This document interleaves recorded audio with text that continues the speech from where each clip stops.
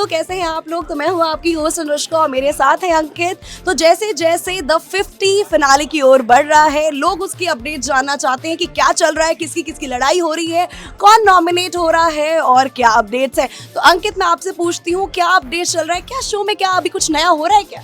देखिए, जिस तरह आपने मेंशन किया कि शो फिनाले की तरफ बढ़ रहा है और 22 मार्च के आसपास जो है फिनाले है, लेकिन उसी बीच शो के अंदर जो है माहौल भी गर्म हो गया, क्योंकि हमने एक रिसेंटली प्रोमो आपने देखा होगा, एक रील वायरल हो रही है जहां पर प्रिंस नरूला और अदनान की लड़ाई होती है, जहां पर बाद में फैजू और रजत दलाल भी आते हैं उनको छुड़ाने के लिए। तो ये लड़ाई जो है, इसके पीछे की आपको सारी इनसाइड स्टोरी बताता हूँ अंदर से कि आखिर लड़ाई हुई क्या और किस हद तक लड़ाई चली गई और प्रिंस की साइड से कौन आया, बाकी सारी चीज़ों के बारे में बात करूँगा।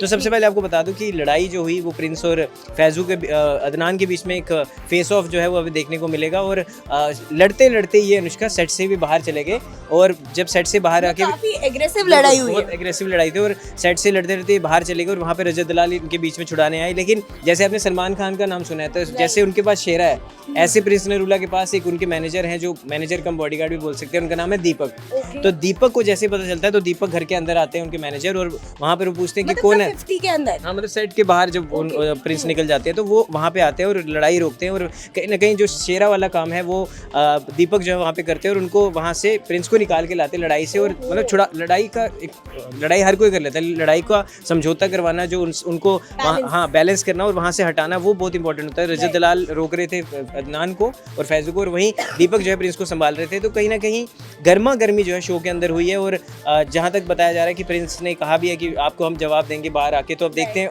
वो अलग ही कंट्रोवर्सी हो सकती है, मुद्दा हो सकता है, लेकिन फिलहाल शो के अंदर इस तरह की बातें चल रही है। और अगर बात करूँ तो रिपोर्ट्स के अनुसार जो विनर है उसकी भी घोषणा कहीं ना कहीं हो चुकी है, और शिव ठाकरे जो है उनको विनर बताया जा रहा है। लेकिन अभी टॉप 4 में अगर मैं बात करूँ तो काका हैं, कृष्ण श्रॉफ हैं, उसके बाद रजत दलाल हैं और आपके शिव ठाकरे हैं। तो ये फैजू हैं, सॉरी रजत दलाल नहीं, फैजू हैं और आपके शिव ठाकरे हैं। तो प्रिंस ने अपनी टिकट टू फिनाले टिकट जो है उसको सेक्रीफाइस करके शिव ठाकरे को दे दिया था, क्योंकि प्रिंस का ये कहना है कि मैं ऑलरेडी रियलिटी शो का किंग हूँ, मैंने बहुत सारे रियलिटी शो ऑलरेडी जीते हैं, मैं चाहता हूँ कोई यंग आके, कोई युवा जो है मेरी बात की जनरेशन है उसको आके जीते। तो प्रिंस की जो दरिया दिली है, इसको लेके क्या कहना चाहिए?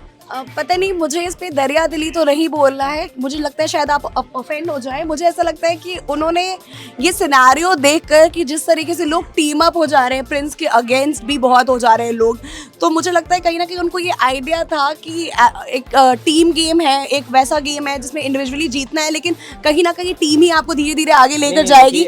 तो मुझे ऐसा लगता है कि हो सकता है कि उनको पहले ही लग गया हो कि वो शायद ना जीत पाए। नहीं, देखिए, ऐसे अनुष्का जो कह रही है, ऐसे बहुत लोग ये चीज़ कह रहे हैं, लेकिन उनको क्लैरिफाई करना चाहूँगी कि मैं डे 1 से फॉलो कर रहा हूँ शो, ऑडियंस के पर्सपेक्टिव से ही ये बात कह रही हूँ, क्योंकि मैं बात भी करूँ, मैं फॉलो कर रहा हूँ डे 1 से। तो प्रिंस की गेम बहुत ही अच्छी रही है, उन्होंने हर बार अपनी टीम को जिताया, ऐसा कोई टास्क नहीं है एक आधे को छोड़ के इसमें उन्होंने, जब वो बीमार थे या फिर जब एक बार वो पजल वाला गेम गलत हो गया था, उसके अलावा उन्होंने हर बार बेहतरीन परफॉर्म किया, अपनी पूरी टीम को हर बार सेव किया है। तो प्रिंस को रियलिटी शो में आप मात नहीं दे सकते, वो हमने देखा है, वो सच में रियलिटी शो किंग है, और ये चीज़ मैं खुद मानता हूँ, क्योंकि पर्सनली मैंने उनकी खुद की जर्नी देखी है और डे 1 से उनको फॉलो करता हूँ, जब से वो मिस्टर पंजाब उन्होंने किया था। तो कहीं ना कहीं बहुत बड़ा सेक्रीफाइस है, और मुझे लगता है प्रिंस जब ये वाला एपिसोड आएगा ऑन एयर तो और भी महान जो है, लोग उनको और भी प्यार करने लगेंगे। मुझे इससे अंकित कुछ याद आ रहा है, अगर आपको बिग बॉस याद होगा प्रिंस का सीजन 9 जिसमें बिग बॉस में वो आए थे, तो उनको सैक्रिफाइस करना था, उनके साथ किश्वर थी और दोनों में फाइट हो रही थी, कोई एक छोड़ दे। तो किश्वर ने उनके लिए बलिदान किया था, क्योंकि प्रिंस